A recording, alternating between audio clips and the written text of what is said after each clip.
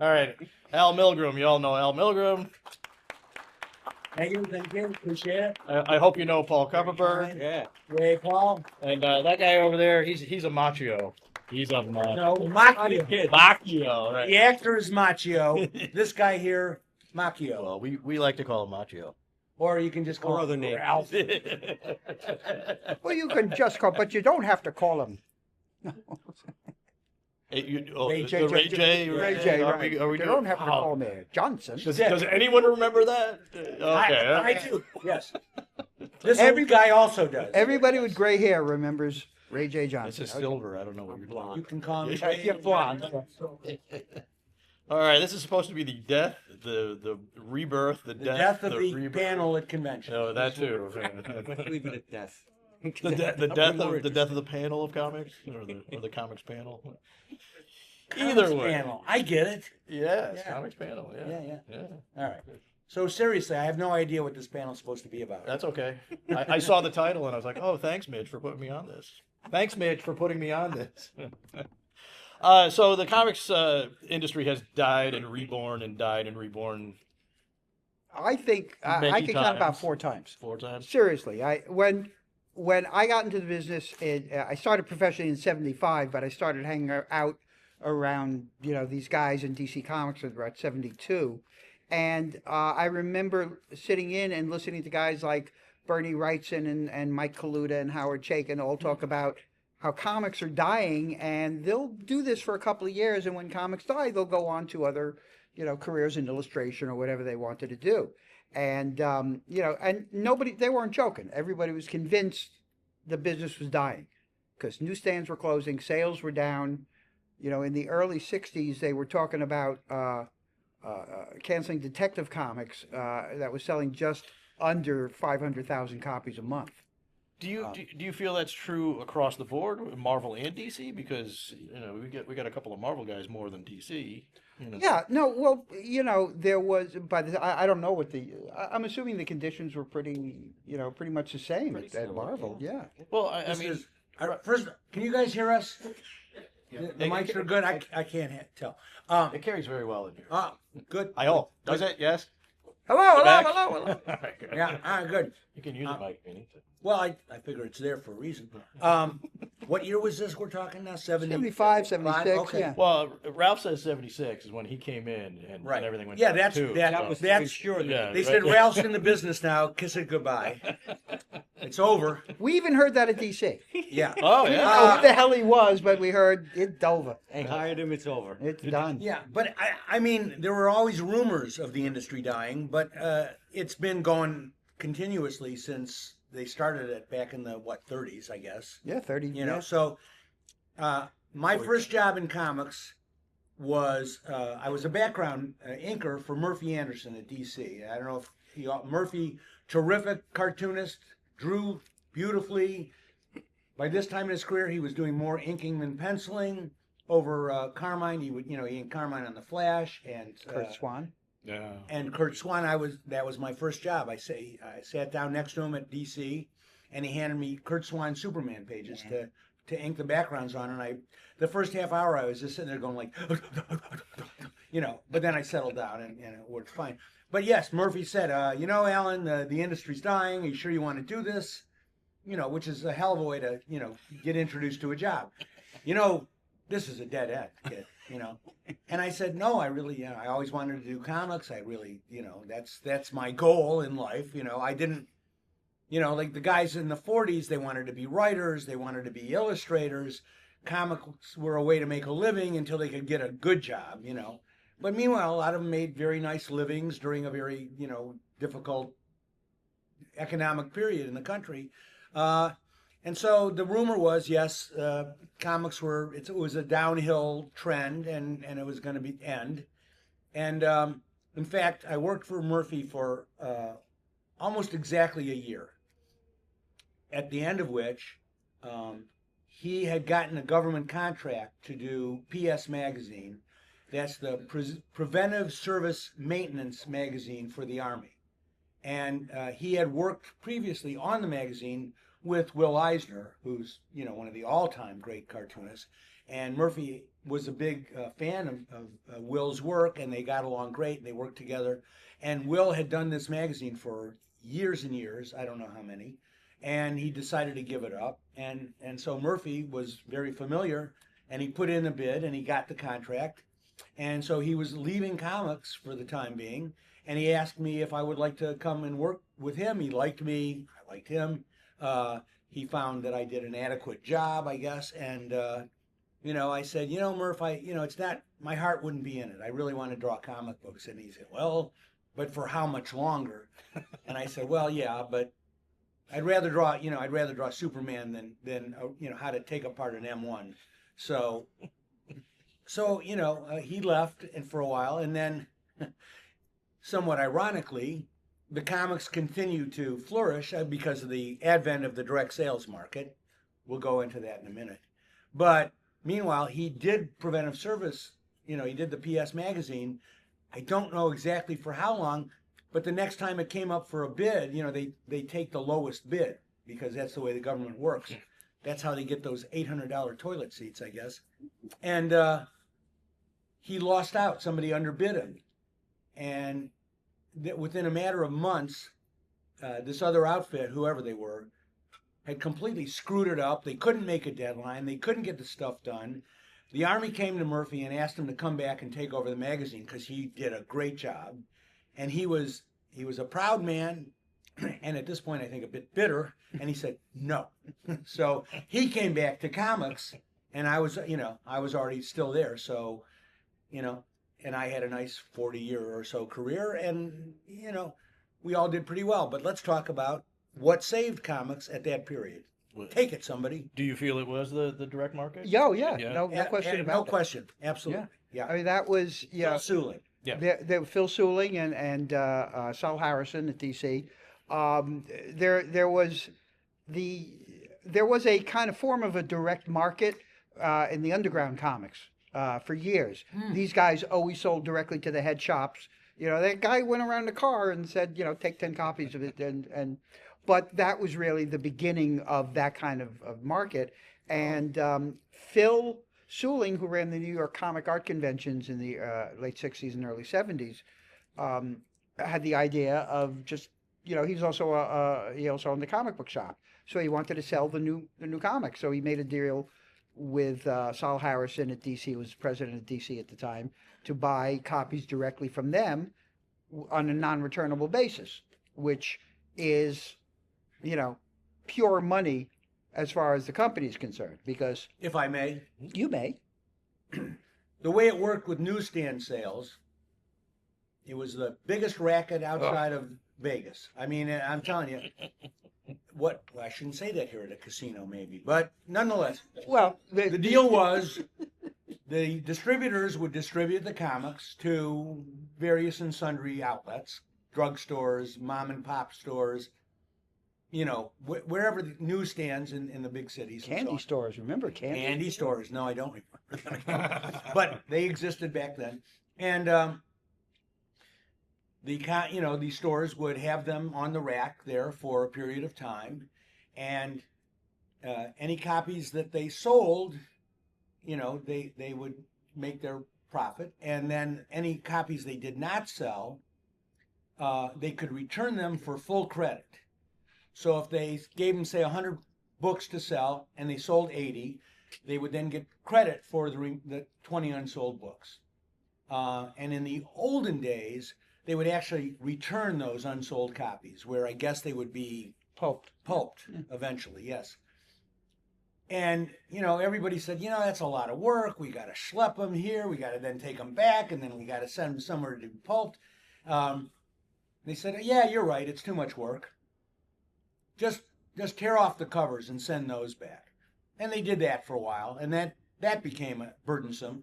It also became a secondary market because Yes. the distributors took the coverless copies. The people took the coverless copies and sold them to people who then resold them, like 2 for a 3 for a dime, or Right. whatever they did. Yeah. I got my FF number 5, which I had missed on the newsstand because Marvel had terrible distribution in those days, at a mom and pop store in my neighborhood. They had stack of comics they'd sell for 5 cents. Mhm. most of them had the logo torn off Right. because that was the next That was step. the- Instead of tearing off the whole cover, just the logo.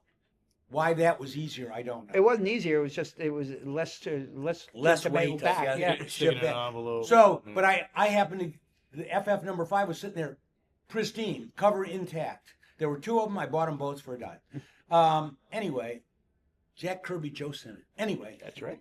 That was Joe's first issue inking FF. Yeah. yes, Yeah. yes, absolutely right. I know too much trivia. And he did the first Thor story too. That's right. Yeah. Anyway, so what's going on here is the local drugstore, or maybe it was the distributor, would get these books back, and they would get full credit for them. But meanwhile, they're selling them for what, 7 cents each or 8 cents each to these little mom and pop stores that were selling them for a nickel each because they were damaged. But it was for somebody who just wanted to read the comic book. They didn't care if the cover. It's not like nowadays, folks. So here was this big racket, and if you got credit, you could do no wrong. You could get 100 copies, you could sell 80, you could claim you only sold 50, and you'd get credit for the other 50. That's why I'm saying it's a big racket, and it was. And also, the thing you must remember about magazine distribution and interstate trucking, which involves magazine distribution, is that it's mobbed up. It was, I don't know if it still is, it probably isn't, but in those days, it was entirely mobbed up. Charlton Comics in Derby, Connecticut here was a very unique situation. They were an all-in-one shop. They literally had editorial at this end of the building with guys sitting there writing and drawing sometimes, production in between. Then there was a bowling alley and a banquet hall. But then there was the production thing, and then there was the printing presses. And at the other end of the factory, trucks rolled to distribute the comics, their own distribution. Way before anybody else. Way saw it. before anybody Yeah. was doing that. And And the fact that they had their own printing presses, they published all kinds of stuff. Comics, comics, they started magazines doing, of all kinds. They started doing music lyric magazines. That was their original publications. Hit Parader was theirs, and all those. Right.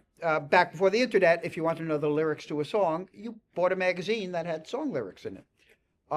Anyway, so that was starting to dry up because the outlets were closing up. There were less candy stores, there were less drugstores, there were less, and also those racks are a pain in the neck. You've got this really pennies per item product that are just more work than they're worth. Right. So those types of outlets stopped carrying stuff when Phil was showing success with selling direct. Other people started picking up on that, and I think DC started promoting it. Saul was nothing if not an opportunist. Sure. And and that gradually built up to become the main way that we distributed comics. There was still the regular the old style distribution network, but and there still is, I think. Maybe. I think, yeah, but I never see them anywhere, the comics anymore. no, they're only, you see them in bookstores, you see them in comic shops, Yeah. and Yeah, But I my think local there's- Barnes & Noble carries a few. But I don't Yeah. think there's a difference between the newsstand edition and the direct edition, which No, there not was anymore. for a while. Not anymore, no. And and that became the model, and that for a while did really great until it stopped. Because in the early '80s, I went to work at DC doing in direct marketing. I came on staff to do public relations and work with Roger Schleifer, who was DC's doing the direct marketing manager. Right. And we were working together, promotion and marketing. And there were 13 distributors. But yeah, there were many more then. And there was something like, at the time, and it was still growing, there was something like 5,000 or 6,000 comic shops. And that number was still growing. Now I think we're like, I heard anywhere between 3 to 5. Is that all? If And we're that. maybe. Thank Yeah. God I'm retired. Yeah. Yeah. Well, we all feel that way. Yeah. Well, But of course. Hey, they were mad when Ralph got into the business, and they were relieved when I left. That's all I can say. nice to know where I'm bookended here. Yeah, so it was just, Yeah. So basically, it started out here. Here's the general distribution, and here's the direct market, which was Phil Sooley. And then gradually it caught on. And again, it's so great for the comic companies because the deal was they got a steeper discount on the wholesale price of the comics, but they agreed that in exchange for that discount, there would be no returns. So there was no prestidigitation going on there. Well, we sold this many, but you had to give us credit for this many. No. We gave you 50, you kept the 50, all done. So it was a perfect situation. What went wrong? You want to talk the distributor wars, which really crushed the market? No, I wasn't aware of those. Yeah. Oh. Well, again, Nobody drafted me. there were 13 guys at first. There was Yeah. Diamond and Pacific, and there was this, and there was Right. that, and eventually, either they started going out of business, or they were acquiring each other until finally, Steve, Diamond was left standing. Right. But eventually, I think the Department of Justice, They investigated for 3 years. investigated them. For Oh, yeah, 3 years Monopoly? Yep. for monopoly. Oh, I yeah. didn't know that. Yeah. 3 years of government money to find that Diamond is not a monopoly. I was so thrilled with that. Yes, Which is ironic because the diamond industry is a is a monopoly. monopoly. Mm. It goes to show you. Yeah. So I think possibly besides that, the other problem is that part of the reason the direct sales market was so successful is that, the comics had been traditionally aimed at children. Maybe 6, 7 years old, up until the age of about 12 or 13. The age range that I always heard was 8 to 13. Okay. They expect there was a 5-year, that's why in the early 60s when they started reprinting they started doing the DC annuals, they were only reprinting stories that were 3, 4, 5 years old. Right.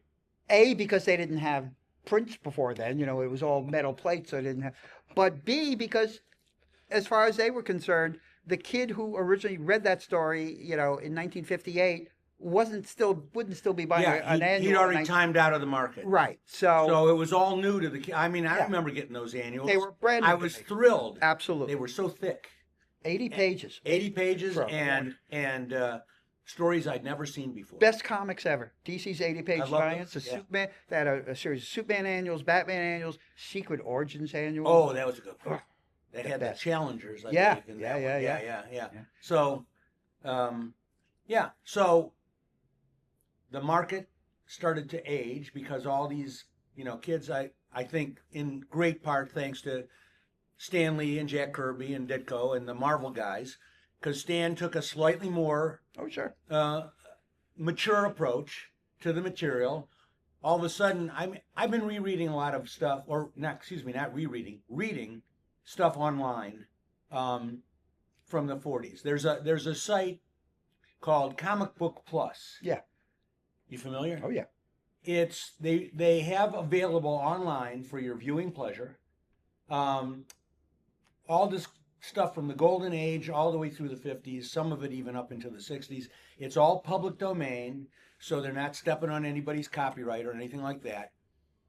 And I've been reading stuff that I only ever heard of as a kid, and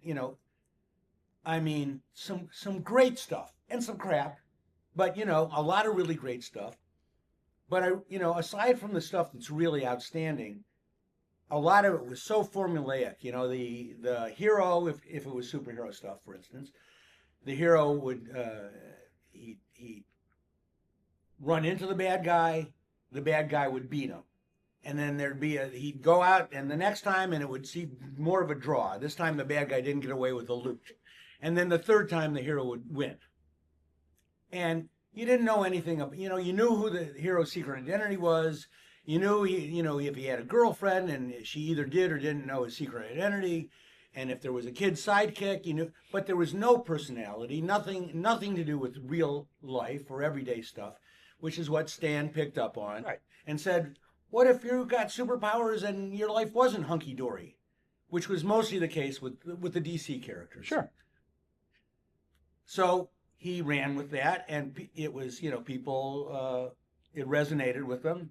Here's Peter Parker. He's got all this power, but he let his uncle get killed. Oy, mea culpa.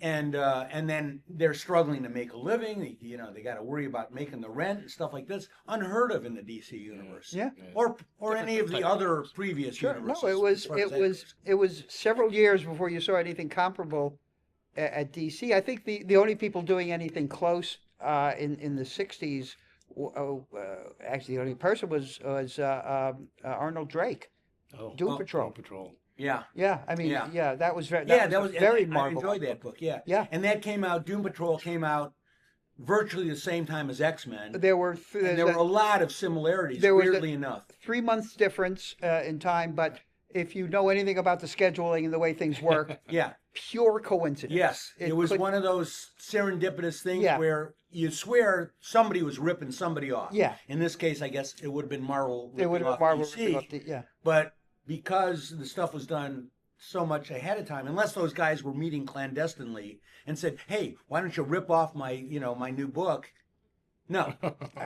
Arnold Drake wasn't hanging with Stan Lee. Wasn't that true though? Swamp Thing and Man Thing too.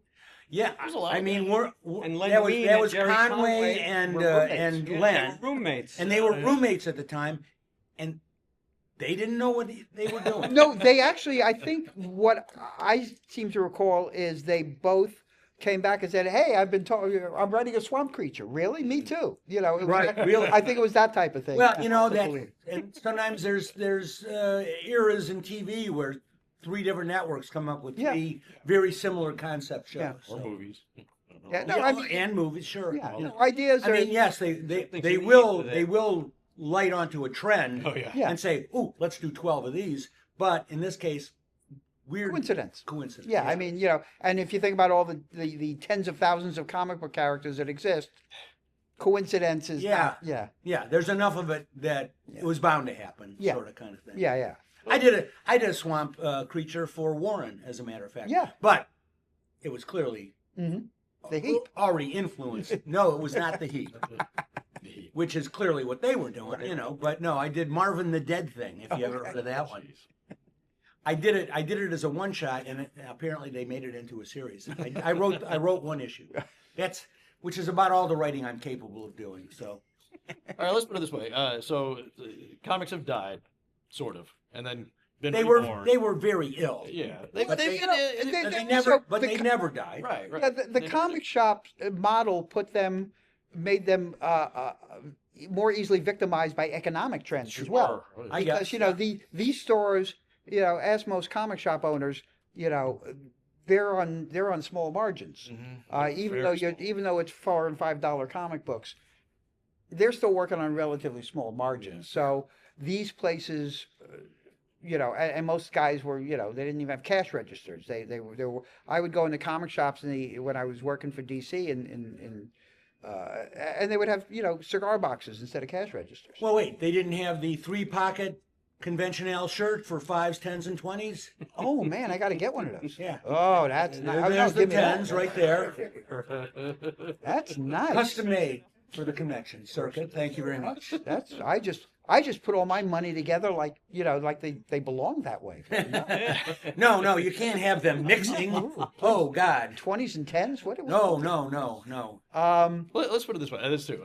So right now, do we all feel that comics are alive and well? Yes, because and I posed this question to many people, and if you've heard it, forgive me. But do you know who the biggest publisher of comic books these days is? The Japanese. Scholastic, exactly. Scholastic What does Books. Scholastic do? Scholastic A lot. is doing everything. They Yeah. publish graphic novels for all ages, all Oh. subjects around the world. They And are. yet they never call. Oh, please. I've written for the bastards, and they still don't call me. No. So yeah, that's where it is. The books. It's now shifted over into a bookstore model, where and even the monthlies, the regular comics, and I will not call them floppies. Even the regular monthly comics, those are, I think, going to give way to the graphic novel. I mean, Yeah. instead of why publish. I once asked Paul Levitz, why we even bother publishing the monthlies Yeah.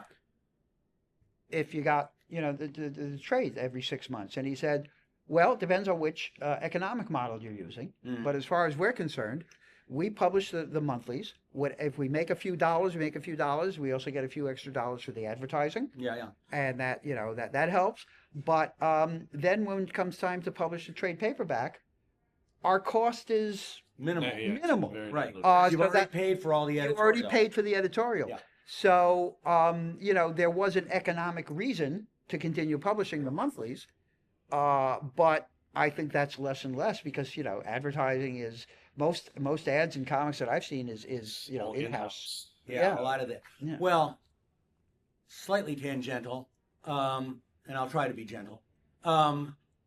That was the idea for Marvel Fanfare. You all know that book because it's long gone now. Thank you very much. Oh, who edited that? You know, it was a guy named Editorial. He was related to Convention Al. Really? Huh? Yes, but Shooter once said we were having a conversation, and he said, "Yeah, we don't make money on the advertising." I said, "What now?" And I said, "How can you not make money on the advertising?" Well, how many whoopee cushions can you sell? X3 specs, another matter, but they didn't work. But he said, no. He says, we get money for the ads, but it doesn't make it profitable for us. Most national magazines, that's how they made their money. Was the greater their circulation. The lower the price point. Hence the cheap subscriptions. Yeah. Yeah. Because they didn't care They about wanted to have readers so they could tell their advertisers, we've got Yeah. 2 million. 800 million people reading this magazine, so you should advertise here. And they got paid tons of money by the advertisers. We got paid minimum money, minimal money for all those, those pages full of ads of weird, odd, novelty things. But at the same time, that saved us having to spend that money on editorial to fill up all the pages, which would have been, very prohibitive. Thousands of Thousands dollars. of dollars. Yeah, you got to pay the writer and the penciler and the inker, colorist, letterer, all those folks who, are the talent. But so I said, well, and this was, early on, the direct market was starting to get a little bit of momentum. And I said, well, Jim, what would it be like? What would we have to charge for a comic book that was all editorial material, all comics, all the time? I said, no ads. He said, I will go talk to the business people. And he went away and he came back later and he came up with a price, which I don't remember, probably $1.50, which is probably a half a buck more than the regular books were at the time, maybe, or maybe they were $7. I don't remember. But he came up with a figure. And he said, so, let's do that. Let's try it. Let's test the waters. Direct only sales, not newsstand at all. Because that was the whole premise. We could sell it. No returns. Whatever we get, we get. So I came up with the notion of Marvel Fanfare. All original material. Well, all editorial material. Relatively original. And no ads. And a high enough cover price to cover it. Better paper stock, and we had somewhat more sophisticated coloring and stuff like that. And I said, okay, but I don't want to do that. I want to be able to pay all the freelancers a premium for doing this thing, because that's what's going to sell it. If we put out stuff that it's just the same old stuff that every month as the other books are doing, then to get the extra money out of these poor helpless readers out there, we're going to have to give them something special. So we were paying all the freelancers rate and a half, rate plus 50%, and this is before royalties or incentives. So it was very agreeable to them to get, hey, same work, an extra 50%, great. And that's how 75 cents more a page. yeah, in some cases 8. Yeah. Wow. So anyway, it was a good deal, and then Jim said he would pop his head in my office every 5 or 10 minutes and say, "Where's this Marvel Fanfare you told me so much about?" And I'm going like, "Oh, why did I even open my big fat mouth?" And then on top of that, he said, Al, we should have at least one page where you do an editorial, and tell the readers what's going on, what are you thinking about, why did you do this? why is everything else you're doing late? Things like that. And I said, I'm not a writer, as I think I pointed out. And the idea of having to fill an entire typewritten page of a comic book just scared the crap out of me. I said, I don't know that many words, So I said, can I do it as a strip? And he said, yeah, I don't see why not. And that's why I came up with editorial. And so that was that. And now I'm stuck with it. So. And you very nicely published the 3 issues of Black Widow that George Perez and I did. Yes, a lot of people think that Fanfare was created just to burn up inventory material. Thanks, Ralph. And that was not the intention, but I was not one to let good inventory rot in a drawer. Sure. If I could publish it. I mean, why would you not publish a George Perez Black Widow series? Sure. The first issue of Fanfare, I admit it, that lead story, which was Chris Claremont and Michael Golden. Oy, what a team. X-Men, Spider-Man, Lost Land, Kazar. Yeah, I found it in the Marvel Team Up drawer, and I said, what's this doing here, this gorgeous piece of work? And they said, yeah, but it's a multi-part story, and we can't get Golden to do the next chapter, and we've been hounding him, but he's too busy doing other stuff. I said, there's more than one artist in this business. And so I think I got Cockrum to do a chapter. Paul Smith, who I just discovered, and he did a story in the first issue of Fanfare, a daredevil job. Yeah. He had been in animation. So yes, that was technically an inventory job, but why not publish it? It was great, And I got very good people to do the rest of the story, and we were off and running. Yeah, great stuff. And I used, speaking of which, Marv Wolfman and Dave Cockrum did that. What was it? Sky Wolves, I believe it was, which was really a homage to the Blackhawks. And sitting in a drawer, I said, "What the hell, Wolfman." Cockrum, I'll publish it. Yeah, So something that came up later on, which didn't involve the death of the industry, but close to being the end of Marvel, was when we were bought by Ron Perlman, the billionaire. Oh my God! And then I didn't know we were going to go there. Ron, he paid about $10 million, and the banks took care of the rest. Oh sure. Thank you. So how come he's very soft spoken? Because I'm a loudmouth. We know this. You were. Anyway, Couldn't tell. so Ron Perlman bought us, Thanks. and he paid about $10 million, and the other couple of $100 million back then. The banks were on the hook for that.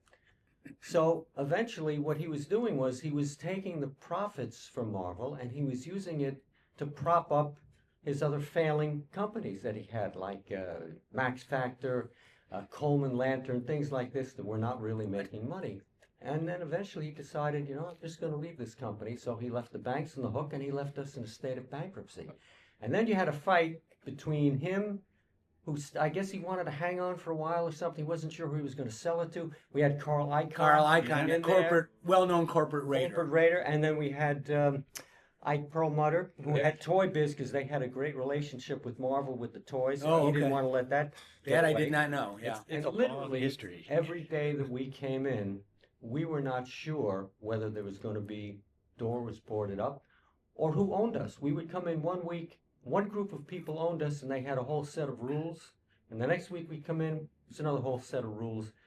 We just were totally up in the air about whether Marvel was going to survive or not. It was really a bad time. The stock was down to like 9 cents or something like that. Yeah. And it looked like we were failing as a comic book company, but he left us in a state of bankruptcy because he took the money we were making and He used it to leveraged, prop he it up. leveraged, because Marvel, when it went public, Under him. came out, it went up, it doubled and it split 2 for 1, and it doubled and it split 2 for 1. I don't know how many times that happened, but it was a very robust company, and he took all those profits and all the leverage he had there and bought several other companies at the very peak of their value. Remember stickers? When stickers were a thing Panini? with kids? That was the Panini deal? Yes. Yeah. Yes, and Double Bubble, or whichever one that was. They did. Was it Donruss or Fleer? Which one? Fleer, I think. Fleer, yeah. The baseball. And player. and and they were all, he bought them, and this guy's like supposed to be some kind of genius businessman, right? But he bought them at the very peak of the market, and then the market collapsed, and everything that he bought at this value was now at this value. And as a result, since he'd used all the leverage he had at Marvel in the stock he owned there, Marvel also tanked. And I remember, this is just to show you the genius of these folks. Marvel ultimately had to declare bankruptcy. Yeah. And that's probably when Carl Icahn got involved, because Yeah. they were junk bonds. He was the raider. yeah, he was a corporate raider. He would find a company and he'd think there was value there, Yep. and he'd try to buy it up. He'd get people, investors, and blah blah blah, and prop it up and try to buy it, and then probably make a quick profit and get out Well, again. cut it up and sell the pieces. Yeah. Whichever, Generally, yeah. whatever way he could. He knew lots of ways to Yeah. make it. At some point, they had people up at Marvel. I never saw this, but I heard about this. So Ralph, you were there. You Mhm. might know. They had people monitoring what we were doing and what was going on. One day, artists, you see original artwork. It's on that nice, thick Marvel, paper stock. It's called Bristol board. They had a delivery because, every artist is using 20 or 40 pages a month. It goes. And they said, "What's this?" They said, "Well, it's drawing paper for the artists." And they say, "We're not accepting that. We won't sign for that." That's They true. Right? It is true, right? Yeah. You want to tell? No. Go right ahead. See, I'm a You're a loudmouth. blabbermouth. I got the mouth. You got the mic. I got the mouth. All right. They said, "What do you mean you won't accept it? The artists have to have this paper to do their work." And they go, "You got reams of paper sitting right there in the copy room." So they wanted, true story. Mm-hmm. They said, "You've got paper." We had the Copy paper. 11 by 17 copy paper. It's bond paper. It's very nice for your Xerox machine or whatever. You can't draw on it. The pencil will tear it up, let alone the pens. The ink is going to bleed or soak through or whatever. Absolutely useless if you're a cartoonist. And they had to literally fight with these guys. No, we cannot. They cannot work on this kind of paper. It's a different kind of paper. Don't you understand? There's more than one kind of paper. No, we do not. We just see the bottom line. There was also That's a, what we were up Right, against. yeah. there was also a famous story where some executive got called into Perlmutter's office, and in front of him is a stack of paper clips. Yeah. And he said Yeah, he yeah. informed this guy he had the night before gone through everybody's trash cans and pulled the paper clips off of the papers that they threw away, and was wondering why people were throwing away his money like that. Right. Oh, yeah. They Yeah, could have been used again and again. Paper clips. Sure. I don't even disagree with that one. Yeah. I mean, I'm it's still using them when it's- they get It's rusty. a little petty, but I admit it. But I still return my deposit bottles for a nickel in New York. It's crazy. Only My- a nickel now? Yeah, we're For up nickel, to 10 well, cents here. in Michigan it's 10 cents. Where I'm originally from. So, well, that was the Seinfeld episode. Yeah. Remember, because Kramer and Newman, They were going to get rich. Newman, Yeah. they took all their deposit cans. And Newman worked for the post office, so they took a post office truck and they're driving it to Michigan It's all to based on double their returns. But something happened and the transmission fell out of the truck, so they were on the hook for that because they weren't supposed to be driving to another state with a New York post office truck. Anyway, But we did nuts. survive. You did survive. Well, Let me just say this though. I mean, as I was a former retailer in the '90s too, and when Ron Perlman started snapping up all these businesses, and one of which was Heroes World, Yes. and Heroes World was the distributor, and Right. Marvel went direct to Heroes World solely with Heroes World. right. That Yes, they started- announced they would only use Heroes World Yeah. because it was their own company at Right. this point. Huge But But mistake. Heroes World was not set up Huge to mistake. distribute No, all over they the were country. the third. They were a fourth local. Yeah, they were smallest- regional. Yeah, they they- were regional Regional outfit. distributors. Yeah. that started the distributor wars, which is where we're at now. Oof. With now there's three. There are three distributors now. Yeah, well, I mean, there was Diamond was the main one forever. Yeah, COVID now- kind of changed all that. Yeah, which, yeah. Now there's It's a long history of ugliness. So, independent news long gone, I take it. Independent News. Sure, Independent News was the distribution company that DC Comics owned and ran that distributed DC, but for a long time Marvel. yes, I was going to say And they they distributed they Marvel, kept too. Marvel their deal with Timely Atlas had lost their distributor in the early 50s, and Really careless of them. I Yes. have to Oh say. well, look in the last place you expect to find it. And Well, they never stopped looking, I guess. that's right. Yeah. And Independents agreed to pick them up, but limited them to the number of titles they could publish a month. Right. 8, I believe it was. I think it was 13, but Oh, was it I've that heard. low? Yeah, I don't know. I've heard different numbers, but Okay. but Well, and that went on. out of the goodness of their hearts, apparently, Right. they said, we'll distribute your books if there's a little room on the back of our trucks. And then they weren't worried about the competition because DC Ironic. until about 1972, when they looked up, never really paid attention to Marvel, No. and even then, just barely. They thought Sal Harrison, who was president and publisher of president of DC Comics, and who started in the business in 1935, doing the color separations on Famous Funnies #1. Oh, yeah. And Action Comics #1. Yeah. Right. This guy had been in the business literally forever. Just wanted to know part of that stuff. It's just, it's the newfangled stuff going on. So, it was. I lost my train of thought.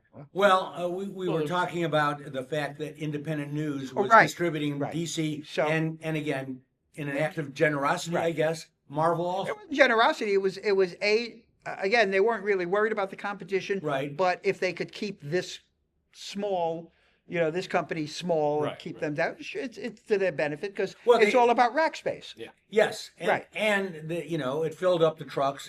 Yeah. So the 8 or 13 titles Marvel and then did. and then at some point, when Cadence came in, they was it before Cadence? No, this is After Cadence, After- yeah. yeah. So after Cadence came in, they found a new distributor, and that's why Marvel used to have Tales of Suspense with Captain America and Iron Man, yes. and this book with Because- Hulk and Submariner, because they needed to. They didn't have enough titles for all their characters. Right. They? They were having success. Right.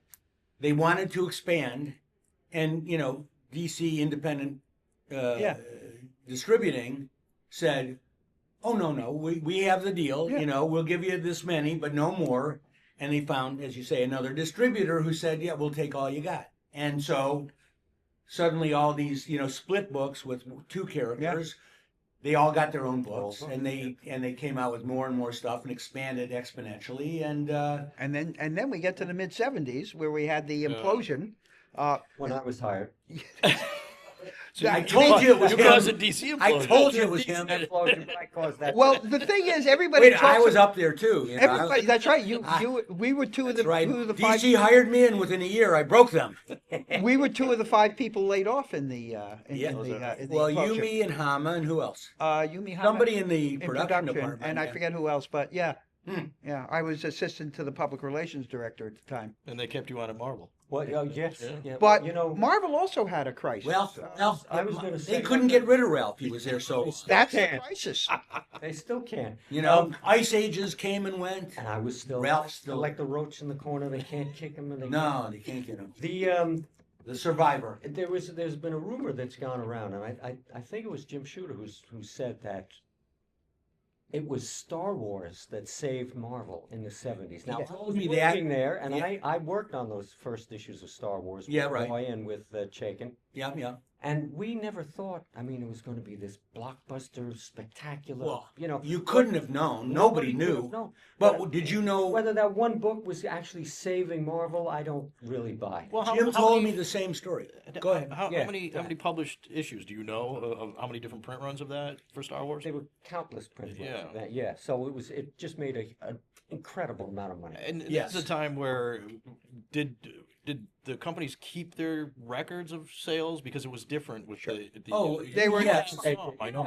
By I then, mean, it would take months to get the final Right, sales right, figure. yeah. yeah. But they, yes, Interestingly, kept track.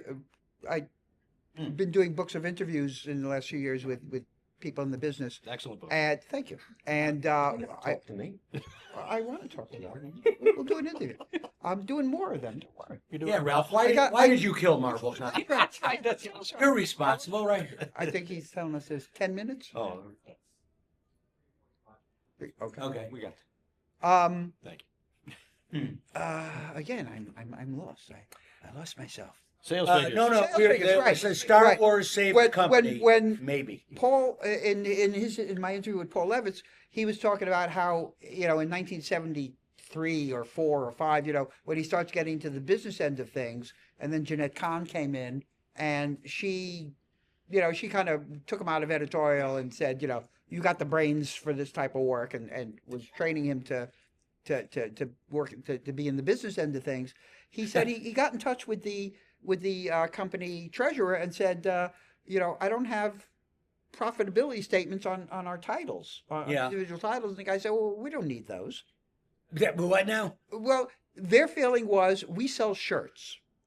Doesn't matter how many blue shirts we sell, how many green shirts we sell. Yeah. Just the number of shirts we sell at the end Total. is all that's important. Okay. So up until 1975 or 6, they weren't even really keeping that great of sales records. They had there was a book in the 60s that at the you know, accounting guys kept. It was a big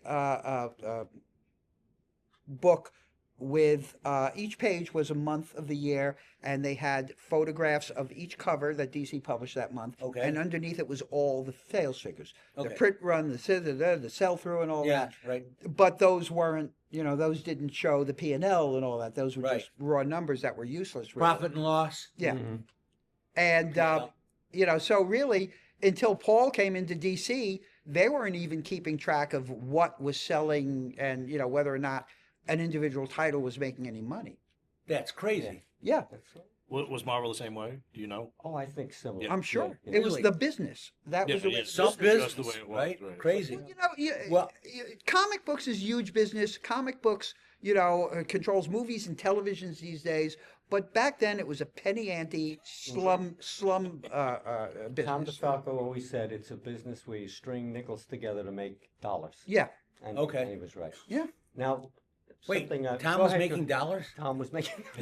Man, No, well, he was selling the string. The, Oh, he got the string. He got string concession. One Yeah. thing I wanted to Thank you, yeah. mention, what we were talking about working for these billionaires, and we didn't know who was in or out. But during the short period, or not that short period, that Perlman owned us, Mm. I mean, these guys were Seemed like corporate, forever. scary guys. And what happened was, I was editing Doctor Strange at that time. This is a story about almost personal extinction, not the industry. And my Jackson Geis was my artist on the book on Doctor Strange. Roy Thomas was writing it, and he was known for doing likenesses and all that. And of course, you know, there's some people you recognize, other people you don't. Well, anyway, he had taken this gospel singer, Amy Grant, Right. Oh yeah. and Amy Grant, I Very had no idea who it was. I don't keep up on gospel singers or Christian singers or whatever. And he used He only her on follows the cover. Jewish singers. Oh. Yeah, the good ones. So I said, I didn't know. The picture was Clea, who was Doctor Strange's girlfriend, wife back then. And it got published with her on the cover. Right. And it was clearly her face. It was if you knew who recognizable. It was probably he had a photo reference, and Yes. he. So he used it, and what happened was she decided she was going to sue us. Now, I was in my office, and I got called out of the office by a couple of corporate guys, official guys. They didn't say anything to me. They just said, come downstairs. I went downstairs. I got into a limo in front of the building, and I was sitting between two guys. It's like in a movie with you. You know, you've been kidnapped. And there's two thugs on either side of you. Long story short, Ralph ended up in the East River. The Godfather wants to see you. Pulled myself up. Well, anyway, we're going uptown, and the guy looks at me and he goes, Mr. Perlman has retained his own counsel. No. God. I don't even know what he's talking about.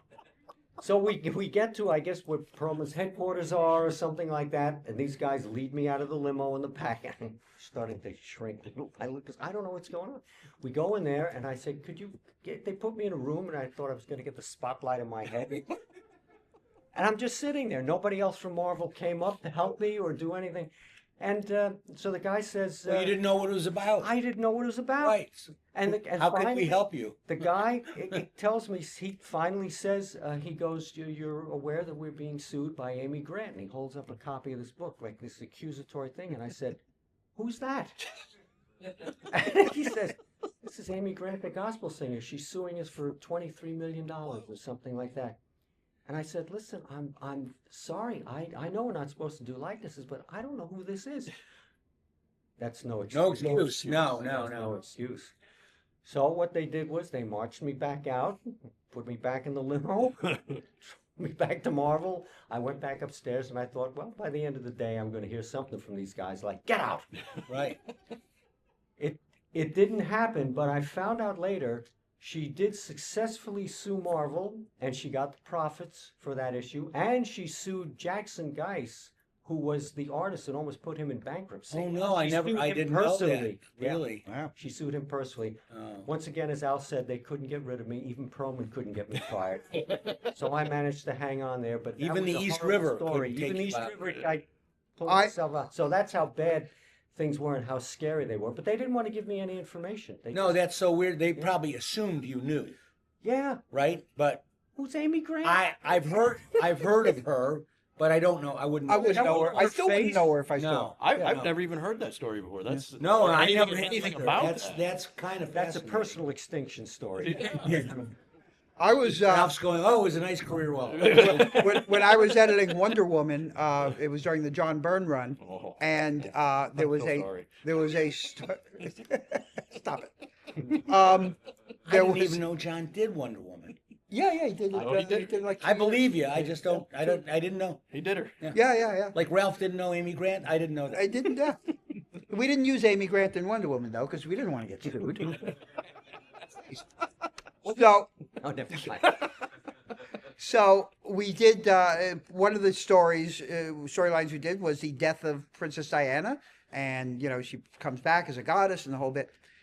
Much like the comics industry. Yes, Dead. the back. death of Diana. Well done. Well done. Thank you. The cover I with, tied that in. with the newspaper headline, Princess Diana dies, whatever comes out, and about 3 weeks later, Princess Diana dies Oh. in England. All right, Wait, dies? dies, Right. yay, no, yay. Jewish joke. That's right. Thank you. Thank you very much. Any Jews in the audience? Let's hear it. Couple. Good. Not up here. No. Not up here. No, none up here. No, this is Goyish land. Oh, jeez. Oh wait, Macchio. Sort of. Macchio Berg, is that right? Machiowicz. Macchiowicz, I like that better. So my direct superior comes to me, a jagoff named Dan Rassler, Oh. and I love Dan. Dan's great. yeah,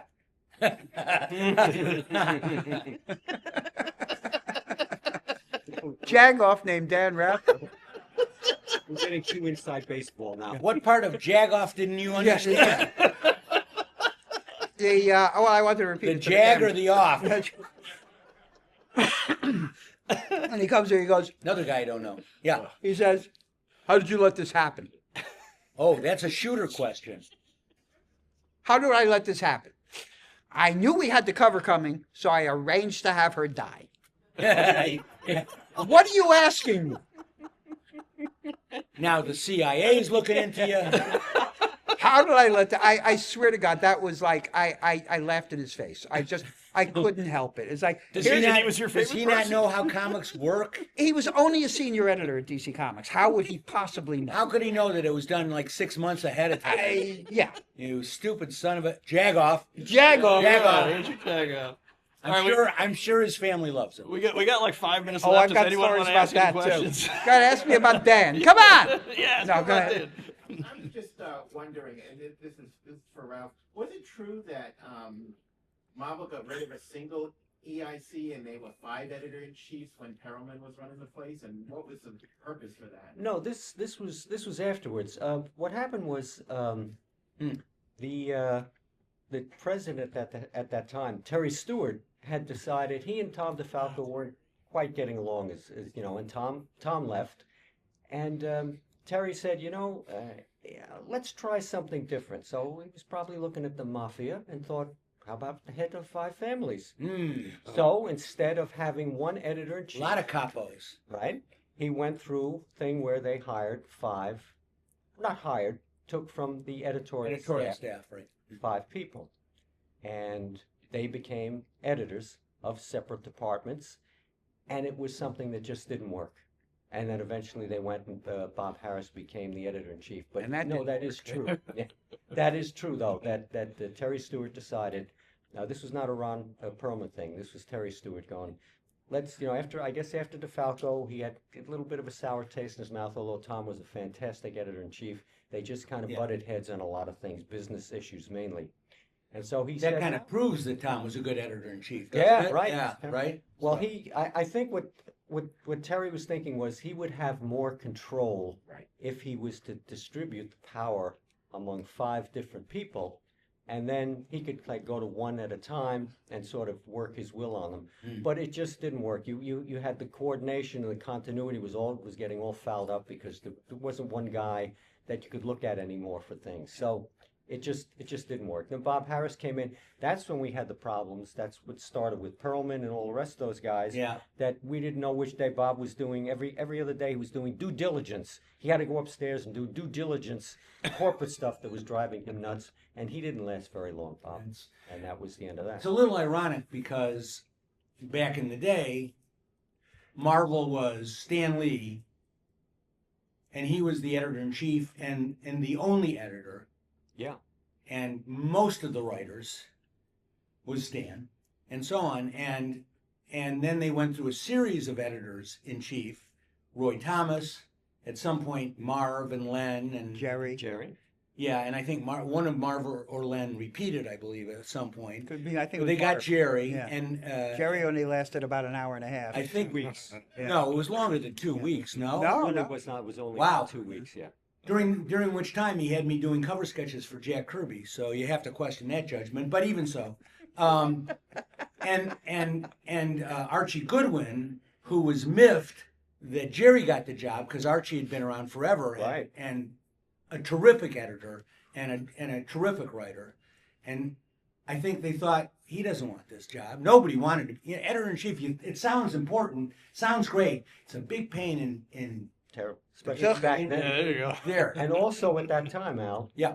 Half of the books, by the time Archie became editor-in-chief, They half the books were outsourced to the people who had been previous editor-in-chiefs. Right. They took books with them. They were writer-editors. They were at writer that editors. point. So the editor-in-chief only had control over half the line, and not even the most important books. Because when Roy or Jerry or any of those guys would leave, they'd go, well, I want to take Spider-Man, I want to take the Hulk, I want to take Fantastic Four. So we were left with Captain Marvel, like a few other And yes, they would take the books that they were writing, and then Right. you know how it is when you wake up in the morning and go, I'd really like to take a day off. Of course, I've got this deadline. Let me ask my editor, Self, can I take the day off? Why, sure. You do what you want. You deserve it. And so, as a result, all the books were getting quite late, Terrible, yeah. missing deadlines, which sounds, well, okay, if life was wonderful, that wouldn't matter. But that meant that we had to pay overtime penalty rates at the engravers and the printers and probably the distributors too. So we were paying like huge fines and fees, hard to make a profit, and they're missing deadlines. And instead of we got to publish something this month, so they were doing a lot of reprints. Yeah. And Marvel did not have a huge backlog of stuff because they'd only been around for 10 years. Right. So and that's why ultimately Jerry left after 2 weeks, and Archie did his stint. Yeah. And they finally said, "Who's this tall guy?" Right. And they gave Shooter the job. Shooter left, when Archie was hired, because he would have been promised by Marv. Oh, he'd been promised that he to be was the editor. going to get Oh, I editor-in-chief. didn't know that he even left. No, there. he Sounds quit like a whole- for a while. Okay. This is inside baseball, so Yeah, it's- Still, So, but they called him back in. They said, "Well, he Archie's not actually your problem." called. He actually He called them. when you were- Yes, oh, really? yes. You know what? Why not? It's an opportunity. All right, Mouth, we got to wrap this one Okay. up. but Well, let me just finish. Go ahead. They made Jim editor, and what did he say? They said, "We got to get the books on time, Jim." He says, "Okay, hire me an editorial staff." Right. So, and what are you crazy? We'll have to spend all this money on salaries. He said, "How much are you spending in penalties right now?" Yeah. And they did their math, and they said, "Ooh, let's do what he says, you know. And then he got a staff and he got everything back on time. And everything went through the office then. Yes. There were no more writer editors. No writer editors. Jim was he was the ultimate poobah. Yeah. And he did a great job getting the company back on track and on time. And I think it's just sort of ironic that, you know, it went from Marvel having just one editor-in-chief to and Jim had come into the business under Mort Weisinger at DC, and he said the way to do it is have a staff of editors. So And to suddenly, be abusive to We your wound up staff. being imitative depends of who the you talk DC to, but look. yeah. What's that? We became imitative, really, of the DC. In many editorial ways. stuff. And Yeah. then Well, of it course- had been before. DC had the writer editors as well, and also had the little editorial fiefdoms, you know, Right. the group editors. But you know, I know we have to that's leave. me. Yeah. But the No, I that's think- just my blood sugar. I think all of this, is, Yeah. is to show you that it's amazing that comics survived at all. Yeah. Yes. So We they're- tried they're to alive kill and it. well. We tried to kill the We did our business. best. Ralph especially. Did our damnedest. Ralph was there the longest. He was planting dynamite around the offices, but no, we're still around. It, All right. it stands to pay. He found it. That's right. Paul Kupperberg, people. Paul Kupperberg. Ralph Macchio. Al Milgrom. And it's no. All right. Thank you very for much. letting me eat my lunch. Hey, Excelsior!